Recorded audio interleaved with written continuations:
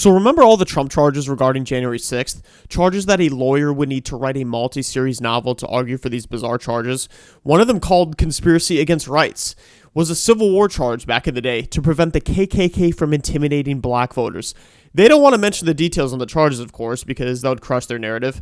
If you only listened to the liberal media, you would have been believed that Trump said storm the Capitol, stop the vote, and damage everything, and kill people. I don't know what they would get from that. But if you watched Trump's speech, however, you would have heard him say peacefully and patriotically protest. But what do I know? I know that everyone here will soon be marching over to the Capitol building to peacefully and patriotically make your voices heard today. But unfortunately for the Democrats, all the transcripts in the House Subcommittee on Oversight crushed their whole narrative. They have documentation of Trump warning there's going to be large amounts of protesters there, so make sure we have the National Guard there. Do whatever you have to do, just make sure it's safe. Also, I want to know why conveniently the liberal media never shows this clip of Nancy Pelosi taking full responsibility for January 6th. Why weren't the National Guard there to begin with? They thought that they had sufficient resources. That is not a question of how they had.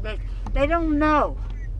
They clearly didn't know, and I take responsibility for not having them just prepare for more, because it's stupid that we should be in a situation like this, because they thought they had what? They thought these people would act civilized? They thought these people gave a damn?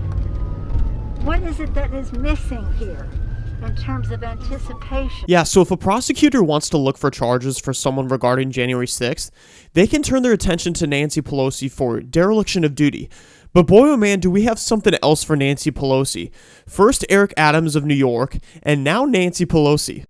And Nancy Pelosi has a little problem because her husband sold their Visa stock. They had a lot of Visa stock one day before Visa was announced that Visa is being sued by the Department of Justice. Think of that.